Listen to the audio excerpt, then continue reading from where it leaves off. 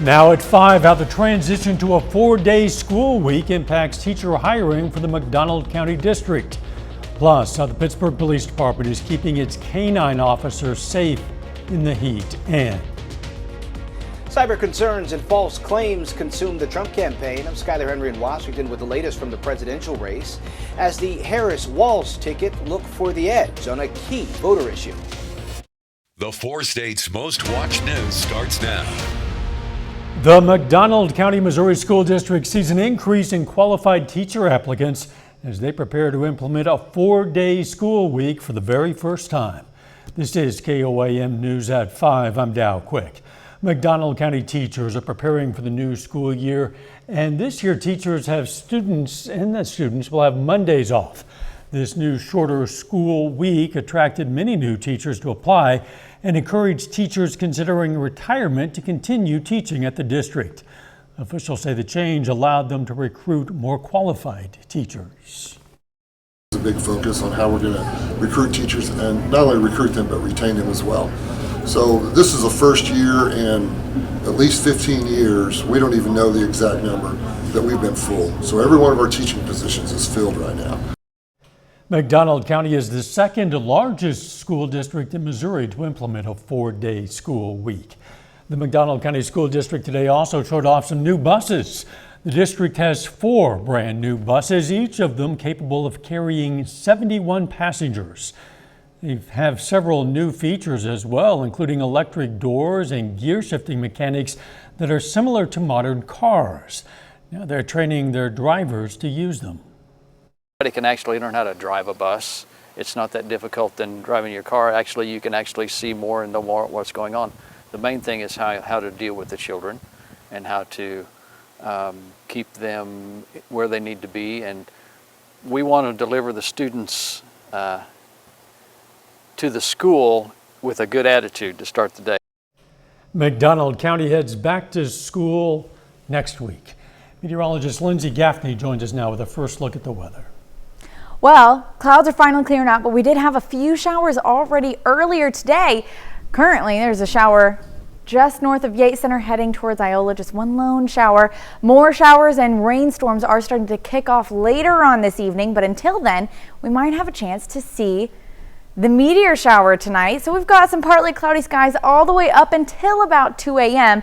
Clouds start to increase, and then we're going to start to see those shower chances and thunderstorm chances really moving into the area closer to about 4 to 5 a.m. So until then, you might have a nice window out there, cool temperatures, and some breaks in the clouds to see the meteor shower tonight. It peaks yesterday and today, so hopefully everyone gets that chance to see it. Current temperature out there is 87 in Joplin. You can see it's mostly clear skies, a few clouds, so hopefully it stays like that all the way until this evening. But then those rain chances really kick off. I'll talk more about that coming up. See you soon. This summer, numerous canine officers have died from heat-related injuries, including 2 in Missouri alone. The American Veterinary Medical Association says dogs can experience heat stroke in as little as 15 minutes. Canine officers are often outside or in vehicles in all types of weather, where high temperatures are always a risk. The Pittsburgh Police Department has just one canine officer named Roan. Department officials say they have several policies in place to help keep Roan safe through the hottest days. If a vehicle drops below a certain temperature, an alarm will go off. It'll actually call our dispatch, call me, and call our canine handler and let us know that there's something wrong with the car. It would drop below a certain temperature or when above a certain temperature. So when that happens too, the lights and sirens will turn on that car, and eventually, depending on what setting it's on, the door will actually pop so Roan could get out of the car. Tonight at 6, we're going to learn more about the policies and practices police departments in the area have in place to protect all of their officers during the high temperatures. Former President Donald Trump focused on cyber issues today. His campaign team says it was hacked. He's making separate accusations about AI faked photos, and he's planning a social media campaign appearance. As for the Democratic ticket, well, Vice President Kamala Harris is getting ready to launch her new running mate to talk with voters on his own. Skyler Henry has more details. Former President Donald Trump's campaign says Iran is behind a hack that gained access to what appeared to be its research on Republican vice presidential candidate J.D. Vance. The material was sent to Politico and the Washington Post in late July from an anonymous email account. CBS News cybersecurity analyst Chris Krebs told Face the Nation moderator Margaret Brennan that more cyber attacks are likely. We have a long way to go in this election. Iran specifically seems to have advanced their efforts, moved them to the left perhaps a little bit. I wouldn't be surprised to see Russia enter the fray soon. Trump is also saying Vice President Harris used artificial intelligence to fake pictures showing large crowds at her rallies last week.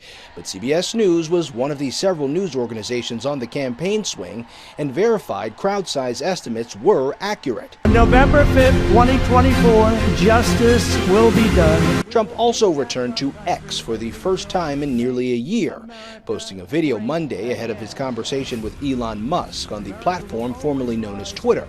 After a busy week of rallies with her VP pick, Minnesota Governor Tim Walz, Vice President Harris's campaign says she's working on her economic policies, which will be unveiled this week. Governor Walz is expected to hold his first solo campaign event in Los Angeles Tuesday. Walz went after Trump during a stop in Las Vegas Saturday. He'll gut Social Security, pull your health care, underfund public schools, all of it. That's damn right. Damn right. We're not going back. Walz will be speaking in L.A. with union workers, a key constituency for the Democratic ticket. Skyler Henry, CBS News, the White House. Donald Trump announced he's going to be back in the battleground state of Pennsylvania on Saturday, holding a rally in the town of Wilkes-Barre. At a briefing this afternoon, a U.S. State Department spokesperson said the United States believes a ceasefire agreement is still possible that would stop the fighting in Gaza and ensure the release of the hostages taken from Israel. The comments come amid new signs of escalation in that region. U.S. Defense Secretary Lloyd Austin has ordered the deployment of a guided missile submarine to the Middle East as the region braces for possible attacks by Iran and its allies. Still ahead, a growing motor vehicle safety concern. E-bikes and e-scooters are more popular than ever, but they also bring new risks to roads and sidewalks. I'm Bradley Blackburn with why some want them registered like cars. Plus, how a doctor and former patient are on a mission to help others in need of life-saving organ transplants. Those stories next in Health Watch. Topping today's Health Watch, the FDA has approved a needle-free version of the EpiPen. Neffy, made by ARS Pharmaceuticals, is an epinephrine nasal spray that can be used to treat anaphylaxis and other allergic reactions in both children and adults.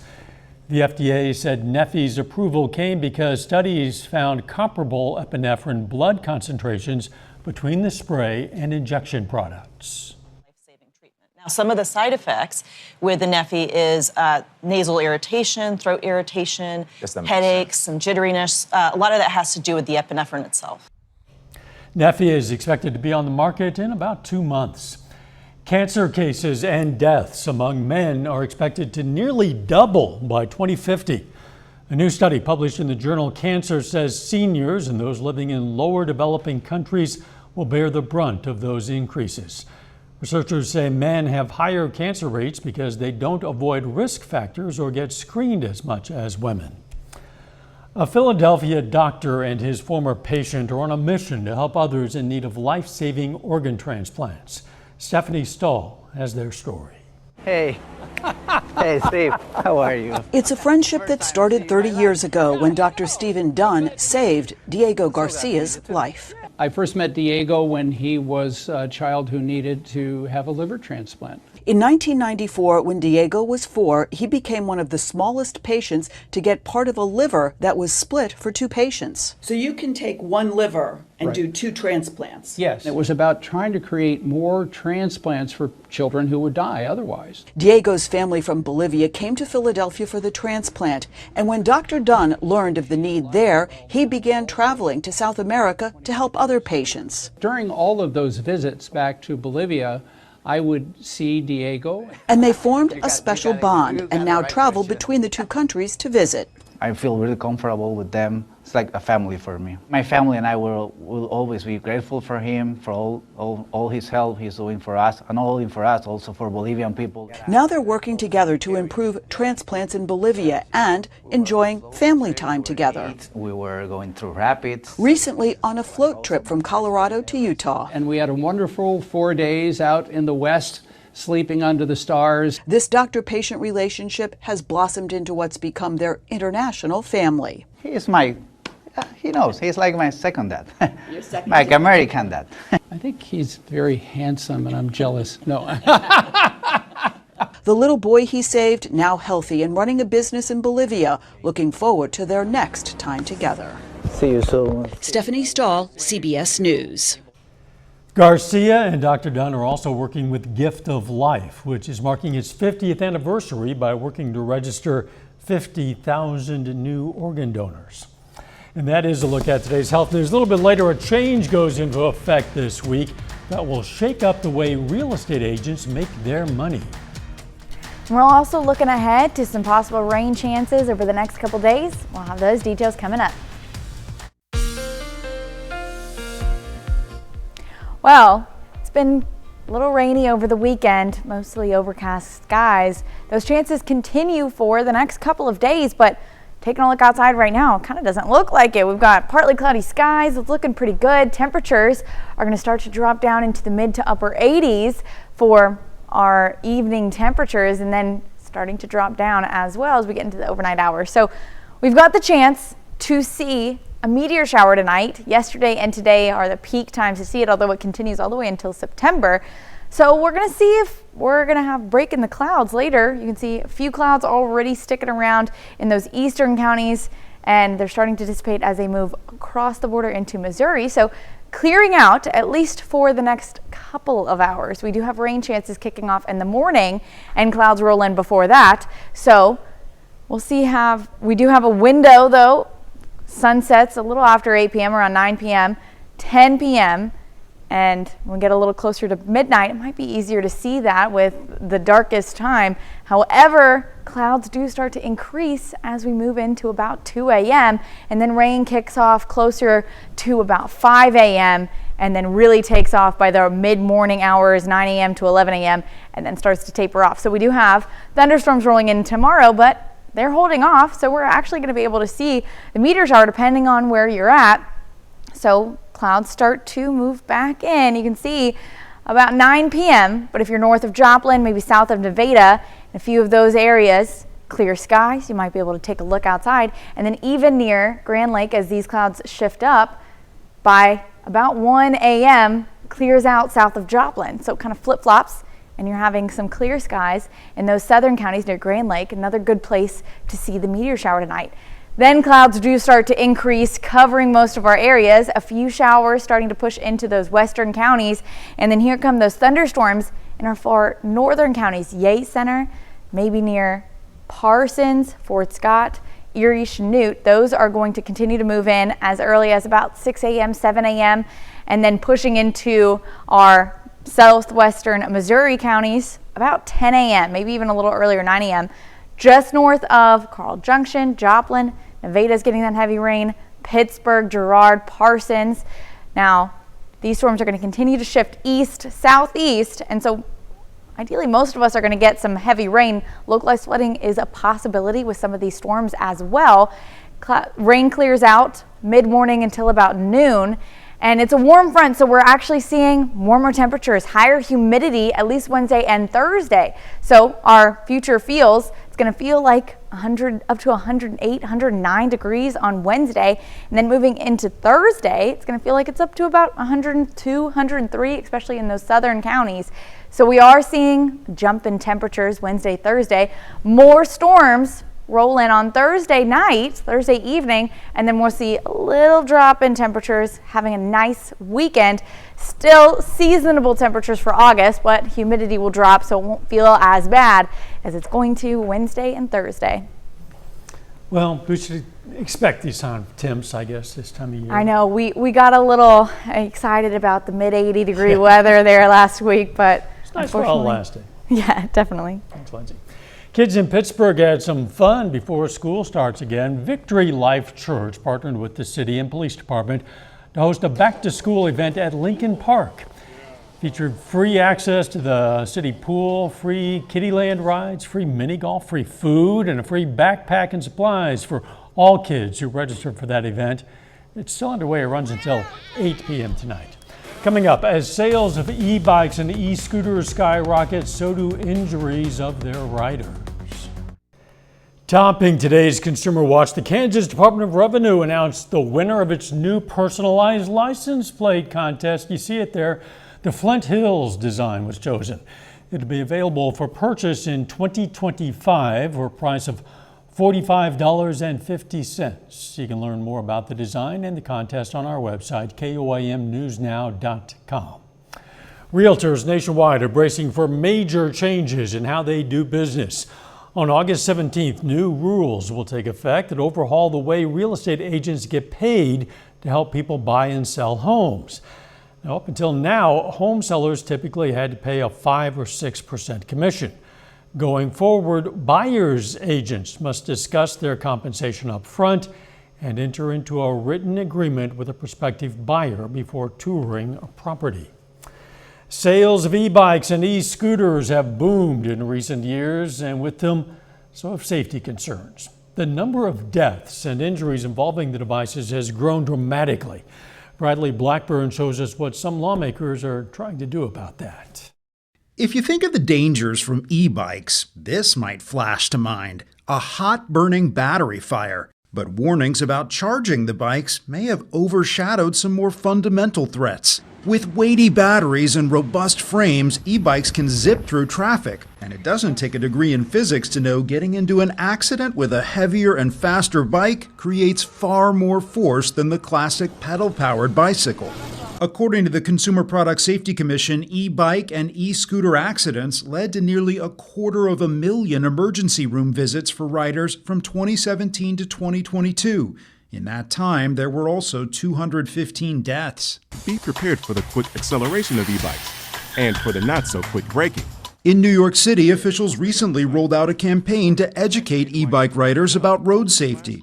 Assemblywoman Jennifer Rajakumar wants to go further. She's introduced legislation to require insurance, registration, and inspections for e-bikes and scooters. We are not against e-bikes and e-scooters. We just need some common sense regulation, some rules to keep the streets safe, and that's what this is about. Longtime cyclist John Campo says it's overdue. Plain and simple, it's a motor vehicle, and you're putting it in hands of people that really aren't competent. Riding in New York City last summer, an e-scooter collided with Campo, then fled the scene. He was left with road rash, broken ribs, and other injuries. You say things have to change.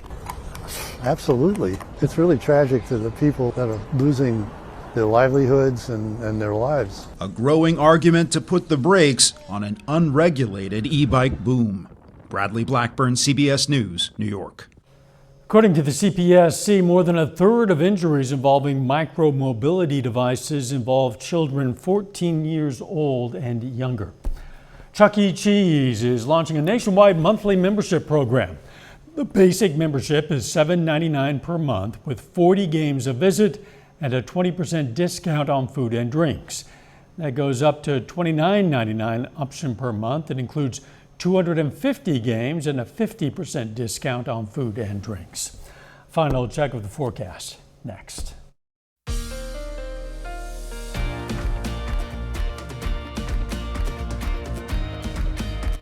Up next on the CBS Evening News, a first-hand look at what happens to a factory town when the factory shuts down.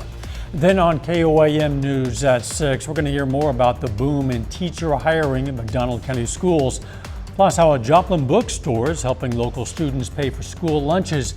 And Webb City football hits the field for the first day of practice. Stay with us for the CBS Evening News and then KOAM News at 6. Well, we enjoyed those highs in the 80s while they were here. Unfortunately, that's behind us now. We do have a warm front moving through in the morning, so it's going to bring those temperatures up, into the low to mid 90s and higher humidity values Wednesday and Thursday. So it's going to get pretty hot here for a couple of days. As is typical for August in the 4 states. Very good point. Thanks for joining us. The CBS Evening News is next. And of course, we're going to be right back here for KOIM News at 6.